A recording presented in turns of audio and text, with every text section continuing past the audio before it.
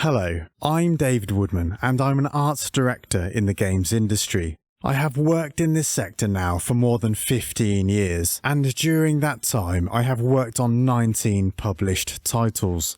Art direction keeps me busy, but in my spare time I still like to keep a hand in by creating real-time assets. Also, it maintains my skill set along with learning or discovering something new. So in this talk designed for students, I'm going to discuss a personal project I completed back at the end of 2020. The focus will be on a thorough look at realistic texturing and going for as much detail as possible. Before I get into the texturing stage though, I'll briefly go over the work that was completed first, so you can see the foundation the texturing takes place upon, and I will also touch on some of the fundamentals for real-time art. So first year undergraduate students can get an introduction to some of the principles I have used here. I also created a level 80 article on this vintage pistol. However, in this talk I will go into much greater detail about my texturing and material methods. So firstly, before we get into the texturing, why make a vintage pistol like this in the first place?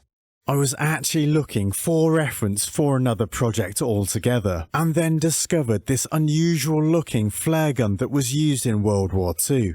It sparked my curiosity and aligned with another project I had in mind at the time, to explore detailed texturing to see how far I could go with it. Generally speaking, I find vintage items have really nice amounts of character, especially in all the small details. They've seen so much use over the years.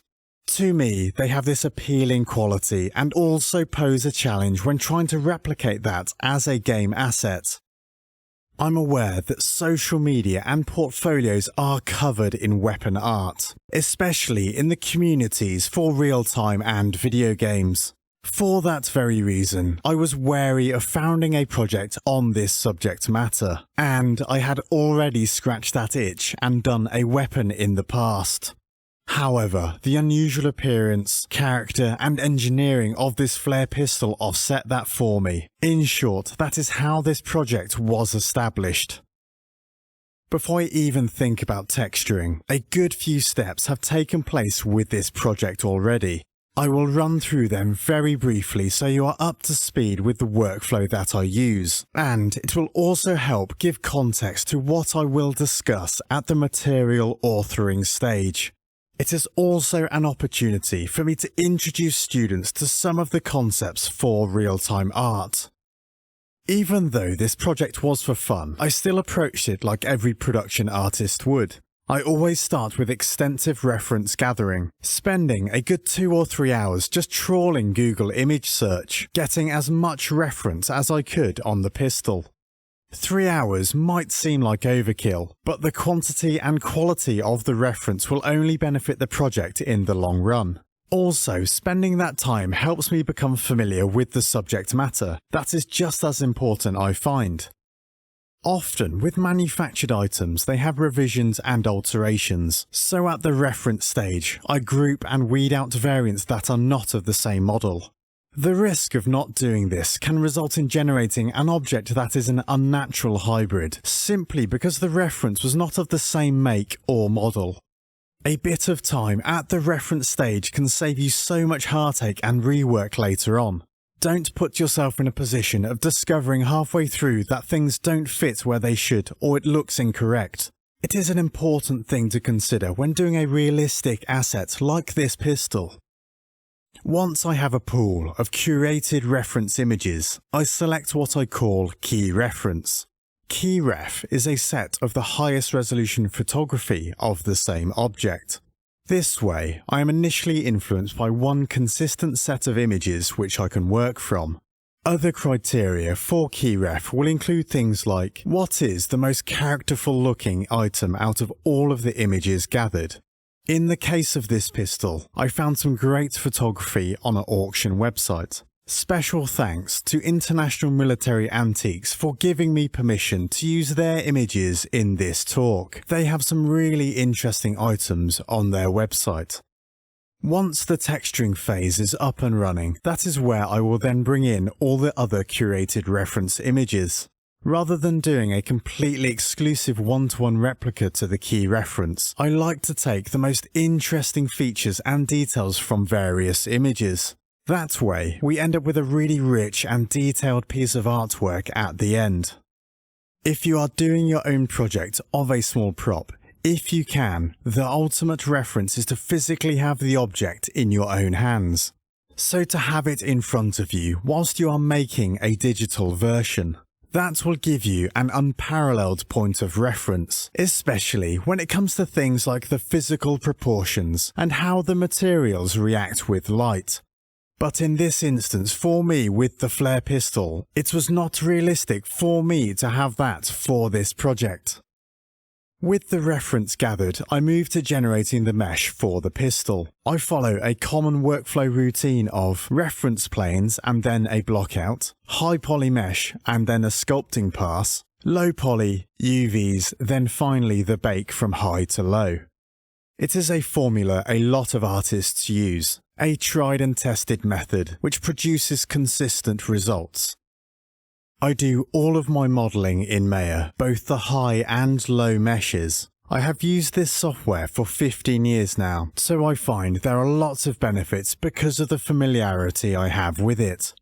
Depending on the reference that I have gathered, I will usually use a standard setup of 2 or 3 images to start working from. Once the reference planes are in place, I will produce a blockout of the object. At first, I focus purely on getting the shape and dimensions correct. I'm not worrying about the high poly techniques or if the low poly mesh is optimized correctly, so strictly concentrating on getting the shape down as accurately as I can. Whilst nobody will ever see the blockout once the project is complete, it serves an invaluable purpose. If I get the proportions right at this stage, I don't have to worry about them later on at any point. In that sense, it is more time effective to do a blockout first. It also helps to protect yourself from having to redo work at a later stage if you discover the scale is off. So similar to curating the reference images. So rather than opening up yourself to the risk of spending extra time readjusting a high or low poly mesh, as that will be costly and frustrating, I recommend doing a blockout first. For the high poly hard surface, I used the subdivisional modelling technique. It is a practice that has been around for a good while, but is still used for hard surface objects like this pistol. I like the flexibility and control subdivisional modelling gives me. However, there are a few workflows and methods out there for generating high poly hard surface meshes. After I complete the high poly mesh, I will usually sculpt into it if warranted. So in the case of the pistol, a few chips and dents were added into the wooden handle and exposed parts, such as the protruding corners. Before I do the sculpt though, I give the high poly mesh a thorough evaluation. I do this because the sculpting is a destructive process in this instance. By that, I mean I cannot easily go back and change something once the sculpt phase has started, so I need to be sure it is right before I proceed. At the end of the high poly stage, I will also apply ID shaders for each unique material on the object. I will show you how we utilize these later on during texture production for quickly masking off elements. Following the high poly detailed mesh, I will then generate the low poly mesh designed for real-time use. Regarding the target poly count, I was aiming for a first-person shooter that would run on the PS4 or Xbox, for example. As a guide, large weapons for popular games on these platforms are in the ballpark of 15,000 triangles. So with this being a pistol, a dimensionally smaller object than a rifle, I have halved that down to 7,500. It is quite common poly counts are treated like this for real-time artwork. We think more in terms of mesh density relative to an object's size in the world. That way we do not overspend on a small object or too little on a large object. In-game, it becomes apparent really quickly when you have a detailed mesh object next to something that is far too low. The same applies to texture sizes too. Resolution is scaled accordingly to the object size. Textures are a lot easier to scale down though compared to mesh density adjustments. The final low poly mesh came out at 7,000 triangles, so well within the budget I set myself. In the workflow, next comes the UVing and packing. When it comes to this stage, I focus on using as few shells as reasonable to help with performance, and equally important is a consistent texel density over the entire object. By that I mean, one part of the pistol texture does not end up higher resolution than another. Texel is industry terminology you may not have heard before, especially if you are a student. I will give you the most reasonably condensed description of this as I can. So in a 2D format, a texture is made up of thousands of pixels. Then, when a 2D texture is drawn onto a mesh in 3D space, these texture pixels then transform into texels. So often you will hear the term texel density. Essentially, we are talking about how many texture pixels fill an area on a 3D object. The general theory of texel density is consistency. So uniform density within an object, but also asset to asset in the 3D world. For the pistol, I went with a full UV unwrap without any reuse, so every part of the mesh had its own texture space. I did this because I wanted the option for every part of the pistol to have its own bespoke details if required. With an object like this, there is not a tremendous amount of opportunity for reuse anyway. Following the UV stage, I bake down the high poly mesh to the low poly and get ready to start texturing. So, just a quick rundown of timings on these steps before I enter into the texturing part of this talk. I probably spent about a week of my spare time on the high poly, then the same again on the low poly. That will be inclusive of optimization, adjustments and UVs too. Then a few evenings going back and forth with the bake. I always debug the bake to get it as clean as reasonably possible before moving on to the texturing stage. I say reasonably because now and again there are some really small trivial errors in the bake. Once you have textured over them, you won't even see them anyway. So in that context, it is simply not worth the time investment to resolve the errors that will be hidden. I would be fixing something no one would see in the finished article. I should add a word of caution though. It does come with experience knowing what you can and can't get away with. The same can be said with the high poly too. There are some tricks I do to save time. As long as the end result looks good, so bakes correctly to the low, that is what matters. So overall, a more pragmatic production approach to high poly modelling and baking. Going back to my earlier point about getting the bake as clean as possible before the texturing stage. I do this because, even though texture software like Substance Painter is good at transferring texture work to an updated model or UV set, I prefer not to rely on that. It opens up the possibility of having to redo texture work that might already be in good shape. So I do it to mitigate the risk of losing work or having to redo something. Personally, I prefer to have the models, bake and UVs all signed off as done before texturing. That way, I can then just focus solely on the texturing and lighting thereafter. We have flown through all the work that precedes the texture phase. As a foreword to the material work, I will touch on my general approach, the software used, and a brief beginner's introduction to real-time texturing. During the development of this pistol, and for this talk, I saved out a full set of textures at each step. This will allow you to see exactly how the texture came together as it happened, mistakes and corrections included. I think it is important, especially for students, to see those. Generating artwork is not always plain sailing, and adjustments are required along the way. I work in a layered approach with my texturing. By that I mean I take no element of the material straight to final. Rather, I build it up in stages in tandem with a continuous evaluation loop. That evaluation loop looks something like this. Is the hue accurate to what I have seen in the reference images? Is the colour too saturated or maybe too washed out? Are the values generating the right level of contrast? Is the light reflecting correctly, or is it too reflective or not reflective enough? As you can gather, I'm constantly posing myself the question, does this look right? This layered approach to working up a piece of artwork is common in the industry, and it is not exclusive just to texturing. The same is applied to modelling and lighting too.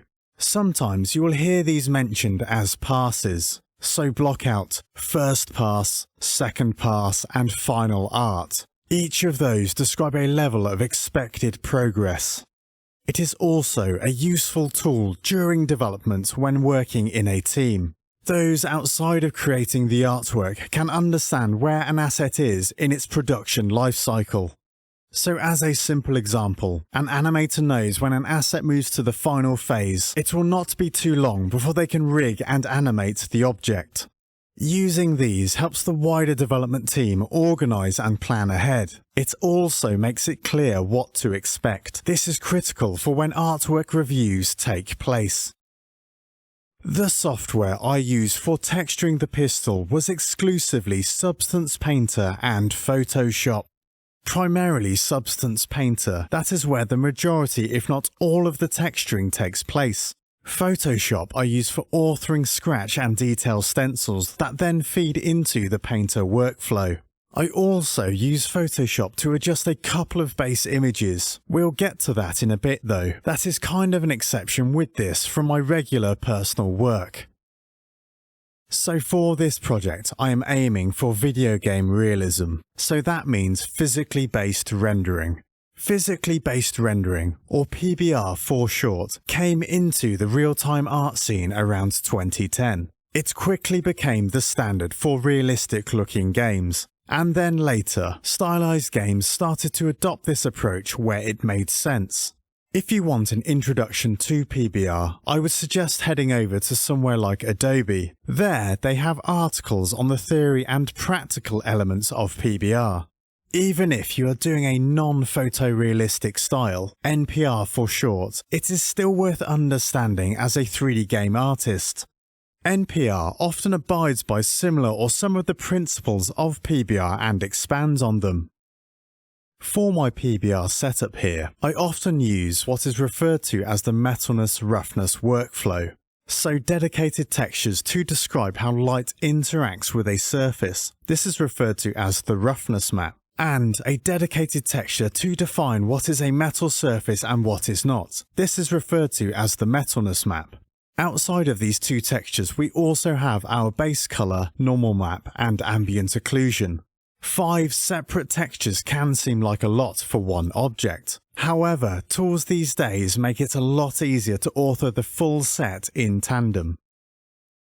Okay, so we've been through everything that comes before the texturing. Now let's take a look at the texturing process from start to finish. The first step I undertake is to set up my material mask groups in Substance Painter. These use the ID maps I previously mentioned. Each ID colour denotes a unique material that I could see from the reference images, or a variant that will need its own texture work.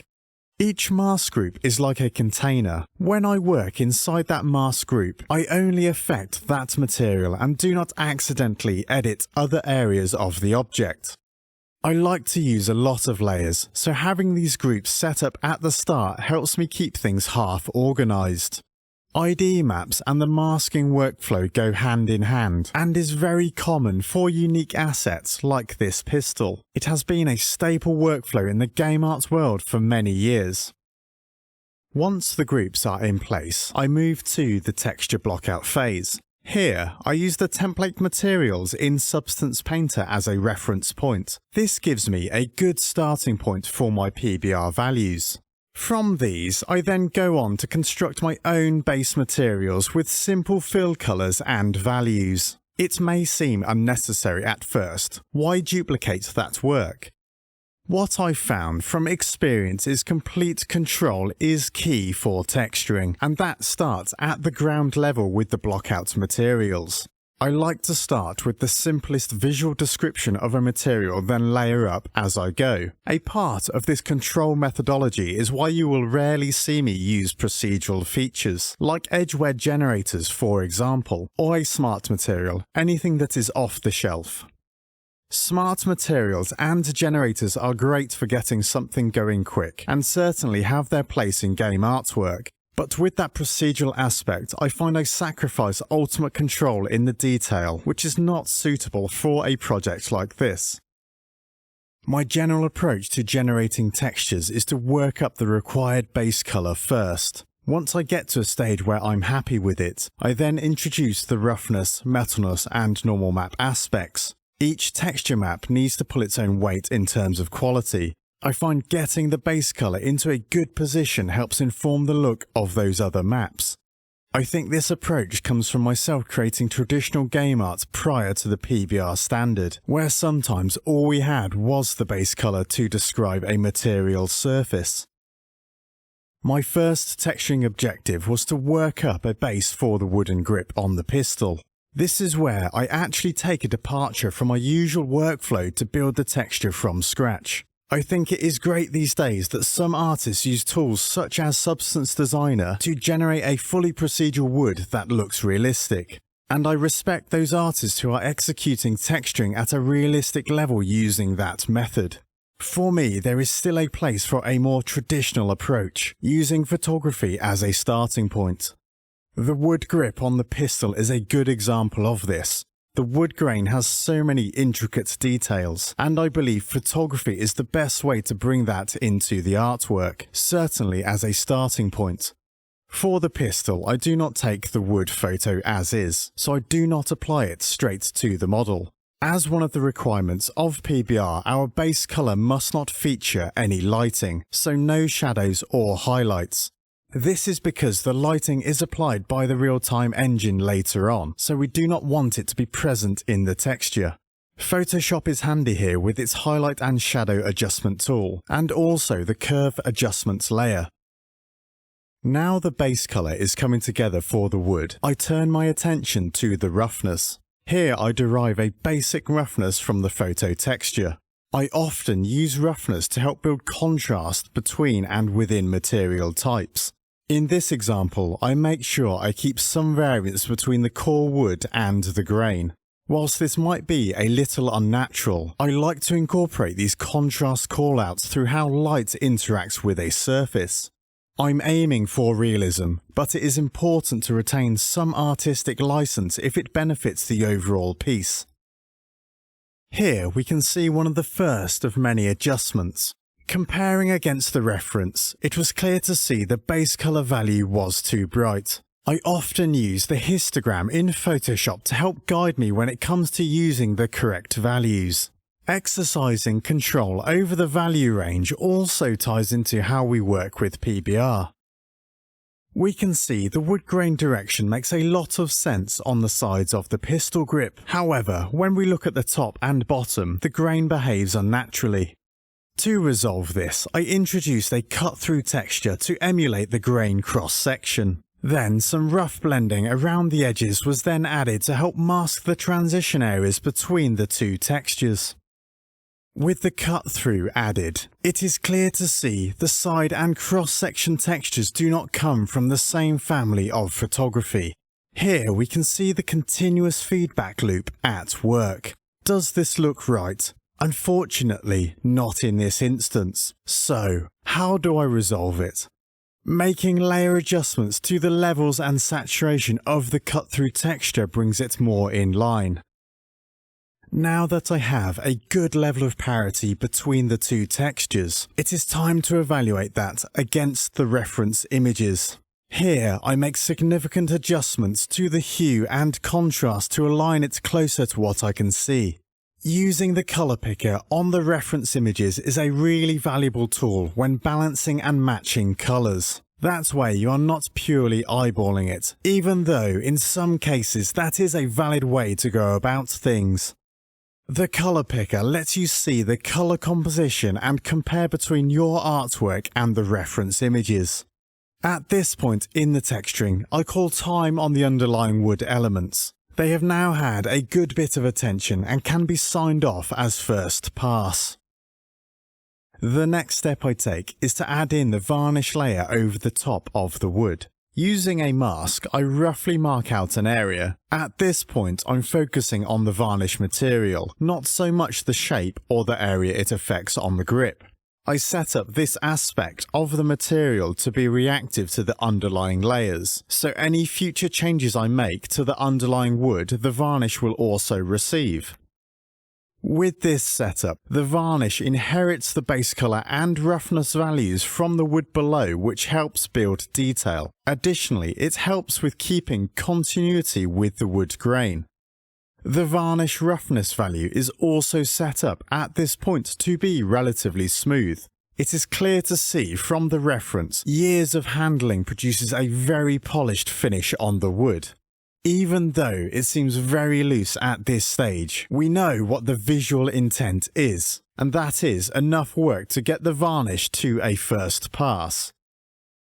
The next area I turned my attention to was the brass elements of the pistol. The first step I take to advance this material from the blockout stage is to introduce the brushing effect. This effect appears to have come from the manufacturing process. Whilst the effect is subtle on the base colour and roughness, I take care to make sure the brushing direction is correct and the scale is accurate. The second step I take with the brass is to introduce the fine detail through some of my own grunge masks. Here I use a handful of colour fills with differing grunge textures. This lets me easily build up a varying colour base quickly. The separate fill layers also allow me to introduce subtle colour shifts to build the type of discolouring we see on vintage metals and can be seen in the reference images. Following this, I block out an area similar to the wood varnish. I do this for the worn brass that appears in a few places. Unlike the basic brass, the coating has a few aspects to consider here. Not only is the colour different, but we can see some rust coming through too, but also how there is a level of pitted corrosion on the surface. I generate this corrosion in a similar fashion through masks to control the shape, then add sub-layers to bring the height detail. Whilst it may look like a complex result, there are only a couple of layers driving the surface undulation here.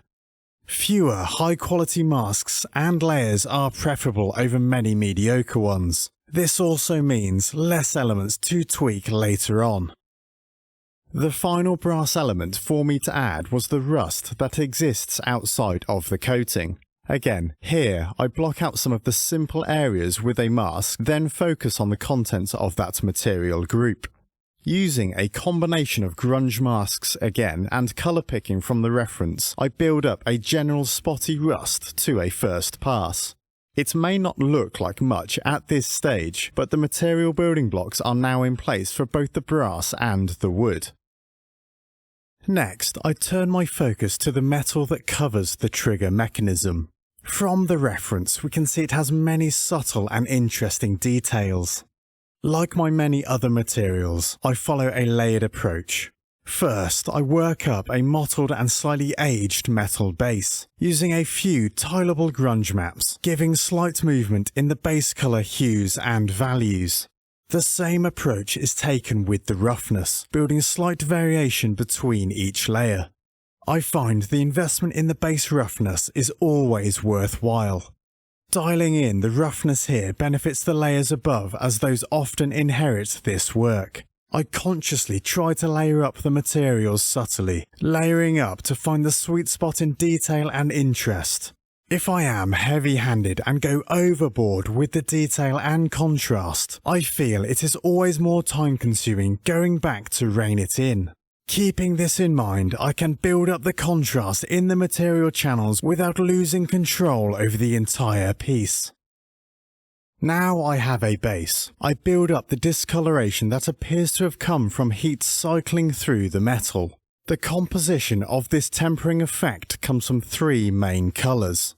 I then mirror these with the layer setup. I generate 3 layers with masks. I then freehand in the rough shape required. 3 layers with masks may seem like overkill. Why not just paint them all in one single layer? It's personal preference, but this setup gives me independent control over the shape and colour, so I can get the shape to where I need it, then tweak the colour as required, or vice versa. If it were done in a more flat approach, like a single layer, any adjustments would become more labour intensive. The final first pass element for the trigger guard is the old bluing treatment. Bluing is a method used on many types of steel to protect it from corrosion, an alternative to other treatments like painting it, for example. It is common practice for weapons and pistols to feature this, but over time it does wear off in the contact areas and is a very fitting effect for a vintage item like this. To build the first pass of this treatment, I use methods previously described, with masks and loose freehand painting. To finish this pass, I add in a rough setup for the light and dark small spots, from which I could see on the surface from the reference images. At this point, a good pass has been made on most of the pistol materials. Now it is time to tackle the main metal, which will make up 50% or more of what we will see in the final piece. I should note I did not work up these materials in any specific order for the pistol. I take the view it all has to be done at some point, so I just crack on. So I first approach the underlying steel, then I will look to add in the other layers. This underlying steel is what we will see poking through when the layers above are scratched or worn away. Similar to how I approached the wooden grip, I started with the base, then layer up the other coats. The next layer I introduce for the main metal is the bluing layer. Similar to what I discussed with the trigger guard, the steel is treated with an acid to harden the outer skin to make it more resistant. I'm careful to select the right blue or purple for the base colour at this stage, that it looks realistic but still has perceivable colour to it. It is very easy to fall into the trap of thinking materials like this have no colour at all. That is, to make them completely desaturated. I try to think with game art, every material has some colour saturation. No colour should ever be a pure grey. Next, in the texturing process, I look at adding the metal knurl detail. It is really common to see artists model these in at the high poly stage, and there are benefits to that approach for sure. Personally, I prefer to introduce details like this at the texturing stage. It gives me a nice level of control over the readability, so the frequency of the shapes we see, but also the depth. It is really important details like this do not become so noisy we cannot understand what we are seeing.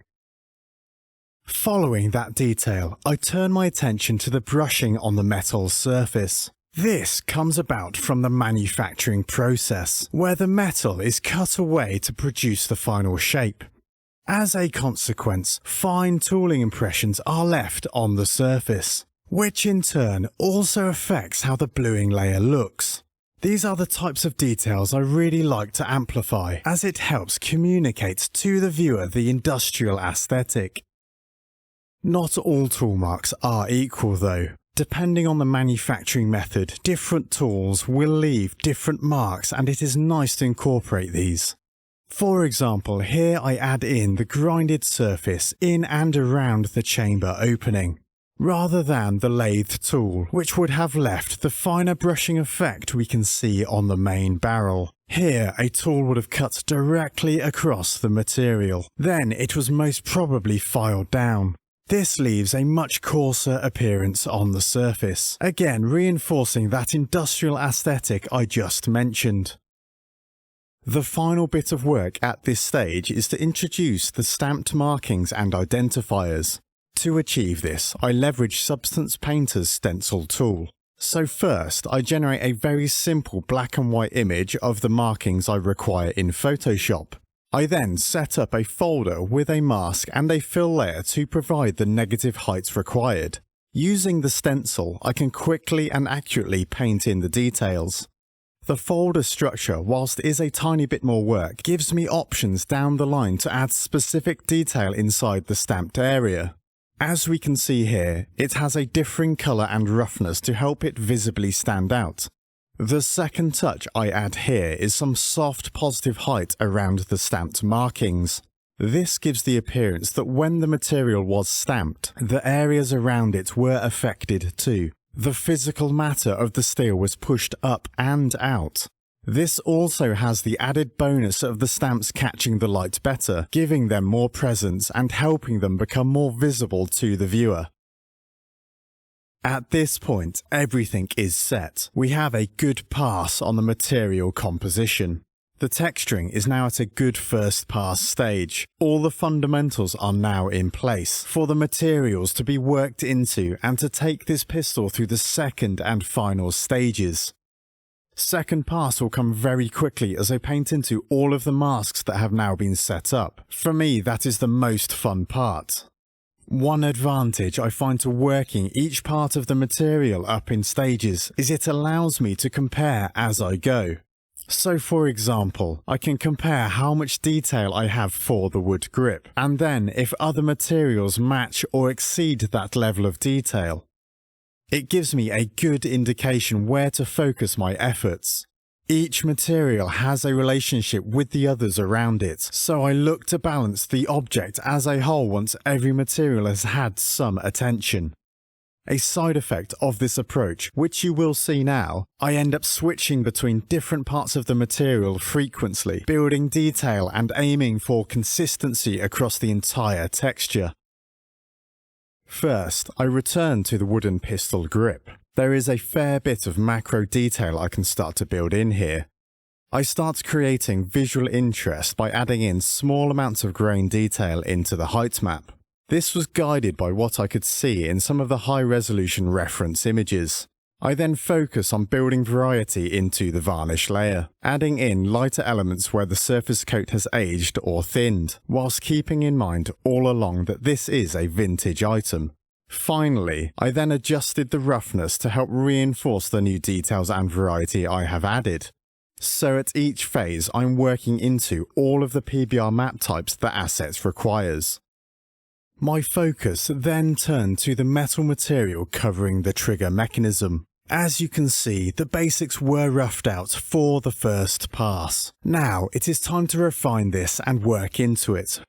Focusing on the base colour first, I used a series of personal stencils I had generated to build up the right shapes for this detail. This material is a good example of how handcrafting through stencils gives a really interesting and nice level of detail, especially when you compare it to using procedural masks and grunge maps. In line with the base colour, I also adjust the roughness. I always try to generate contrast between elements of a material, with the goal of making them stand out from one another. So for example, I will always ensure that damaged details are rougher than the cleaner parts of the material. This helps them visually pop from each other. For the final touches in this pass, I add in the tooling marks around the pins that hold the pistol together. Whilst this might not be perfectly accurate, these marks help build a bit of history to the object. That at some point someone disassembled the pistol for maintenance, slipped with the tool, or applied too much pressure and scuffed the surface. The next step is quite a lengthy process for painting into the layers for the gun metal. I subtract from the top layer using the custom stencils I mentioned before. This helps get an authentic look to the wear and tear. It does take some patience to go through and handcraft this damage. And control not to overdo it. I probably painted a third more damage here than you see, then balanced it and scaled it back. Careful to make it look like a vintage item and not something from a post-apocalyptic game. I use several stencil sheets to give lots of variety, and paint into a mask on a folder in Substance Painter. Following the damage pass, I add two more elements to help bring depth and interest to this material. First is the discolouring rust in some areas where the lower and upper layers meet. There is nothing fancy about this, just a couple of colours to tint off the raw metal. The second element I add here is an additional top layer that is slightly darker and smoother. I find doing this reinforces the layers of wear and that some areas still feature the original factory finish. All along, making sure the viewer can easily see those layers helps communicate the history of the piece. Again, I use the damaged stencils here to keep a consistent look across the entire asset.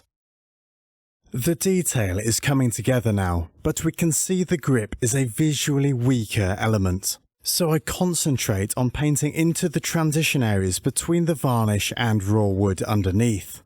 All the way through, I am thinking about the contact areas that will affect the appearance of the surface. Whether that is the direct effect of damage and how that is depicted, or where the operator has frequently handled the pistol giving it a more subtly worn effect. Pressure points can give you a good indication of where the wear should and should not appear. A good example of this is at the back of the pistol grip. As the operator pulls the trigger, pressure will also be applied to the opposite side, down the spine of the grip. Some movement will inevitably take place, and over time this will scrub off the varnish. The same can also be said for where the operator makes contact with the metal. Here you can see the metal core of the grip also features the same wear approach for consistency. When I was reviewing the asset against the reference images, I could see that dirt and grime had penetrated into the wood and stained it slightly. It is a subtle change for sure, but all these small observations and inclusions add up in the end, giving to a richness in detail. As is customary for any digital artwork of weapons these days, I added in the typical number marking in a similar position to what I could see in some of the reference images. For this, I used my own custom font which I had generated previously. You can check that out on a separate ArtStation post I created. A lot of the material work for the pistol is now at a second pass, and it is clear we are moving into the finishing stages when small details like this are getting added. Next, a quick pass is applied to the inner barrel. Looking at the reference images, I could see from all of the years of use there was significant soot and carbon buildup inside the barrel. At this point, I also revisited the wood grip quickly, to add in the odd fresh scratch using the damage stencil method again. For me, the time it takes to add these in, I think it is well worth it, especially now all the materials are well established. We can keep building on the solid foundation that has been created. For me, at this point, the only material that is not quite up to the mark is the brass. Clearly, it needs some investment to bring it up to the standard of the other elements. I find it is invaluable to be self-critical, to be honest with yourself and identify areas for improvement. Here I really layer up the detail, adding in variations on the corrosion and ensuring I'm introducing enough contrast, so the details are perceivable but not too soft. We are approaching the end game now for the material work. My attention now turns to refinement of the existing materials and introducing polish. Next step, I add in a very fine amount of rust and dirt into the markings. Even though vintage items get cleaned, from the reference you can see there are always areas you cannot get to, so some dirt always remains in the tight spots. At this point, I also add in a small amount of sporadic macro damage to the main gunmetal. This is mostly done through the height channel to give that pitted feel. The colour is not so important here as the detail is so small. The lighting that catches the edges does most of the work to call this feature out to the viewer. Next, I introduce a touch of colour noise into the gun material and start to vary the roughness. Doing this breaks up the continuous colour and reflections, to bring the asset closer to what I can see happening in the reference photography. At this point, when reviewing the work done so far, I felt the rust was very localized to the brass trigger. It did not make much sense to me visually. To correct this, I added in a small amount of rust and corrosion throughout the gun. However, where I placed these was not random. Rust has a habit of developing in concave areas or where components join. This is usually where you will find moisture builds up and cannot dry out fast enough, so as a consequence corrodes the metal and develops rust. I continued to review the main weapon material at this stage to see if things were making sense compared to the reference.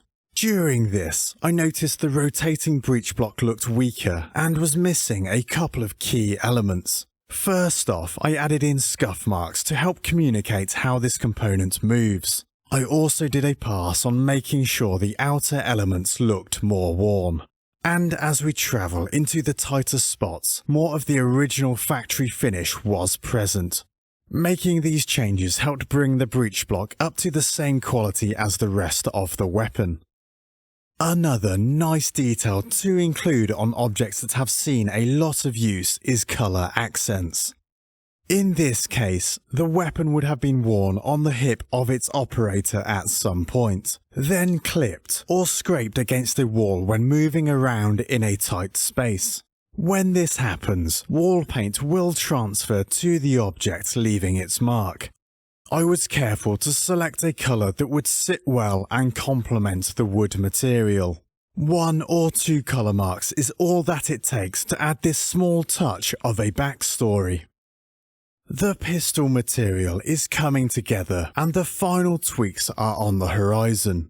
I was not quite happy with the material on the brass. It felt like it still needed a bit of detail and variety.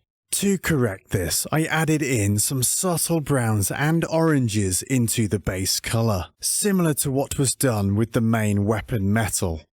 I also reduced the contrast between the corrosion layers to help them sit better together.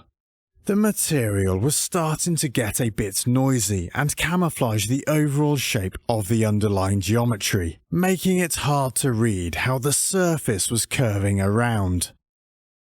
Now that the pistol was almost completely textured, I introduced a small amount of dust spots over the top, taking care not to saturate the object with these. It is very easy to overdo it.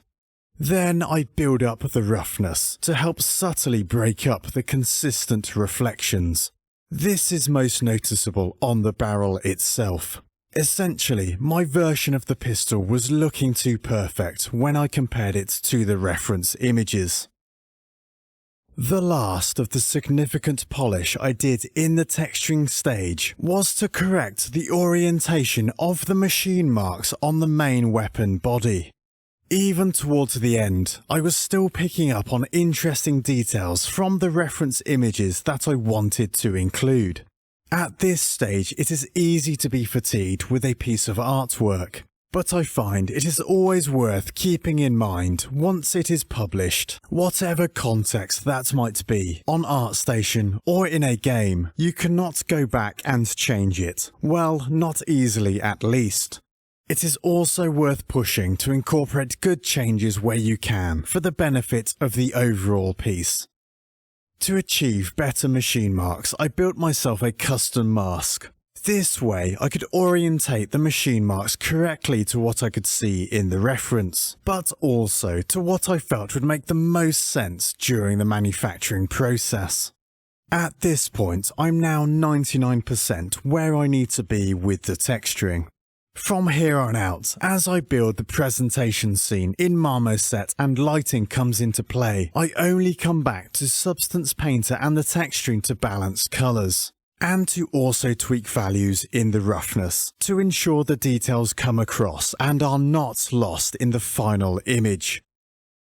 So, to briefly recap what I have discussed in this talk. For me, everything really starts with a solid pool of reference images. I believe the more time you can spend at this stage, the better. It will save you work later on and problem solve issues you may encounter. It will only serve you well in the long run, in my opinion. I work up elements of the textures in stages. First pass, second pass, and then the final pass. Nothing is finished in one shot, and that is okay. All the way through, particularly in those latter two stages, I'm continually evaluating the materials. Do they match in quality and detail? How can I make this look better? If one element is weaker, why is it weaker? Also, what can I observe in the reference to troubleshoot the issues and help resolve it for me? And additionally, what nice bespoke details can I see in the reference images that I can then include to give more character to the asset? Alongside this, I'm also thinking about how different materials contrast or complement each other. The level of contrast is a critical component to make sure features in the roughness, for example, are readable, but not so heavy-handed that they become distracting to the viewer's eye.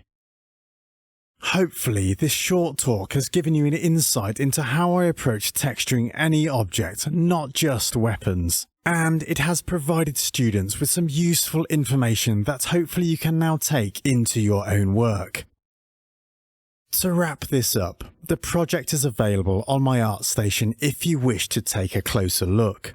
The post has some extra breakdown content, for example the high and low poly meshes, bake maps, and so on. The Level 80 article for this is also available there too. That offers some insight into other aspects such as how I set up my lighting rig and problem solving the composition in the final image.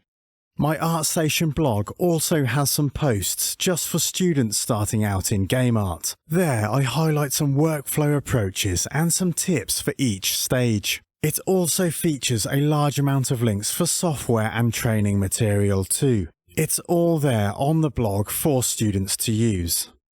My previous talk that is also featured on my ArtStation page and the Imagine YouTube channel too. In that talk, I discussed taking a concept image and translating that into a final game asset. And finally, thanks again to International Military Antiques for allowing me to use their images in this talk. Thank you for your time, and I hope you found this talk useful.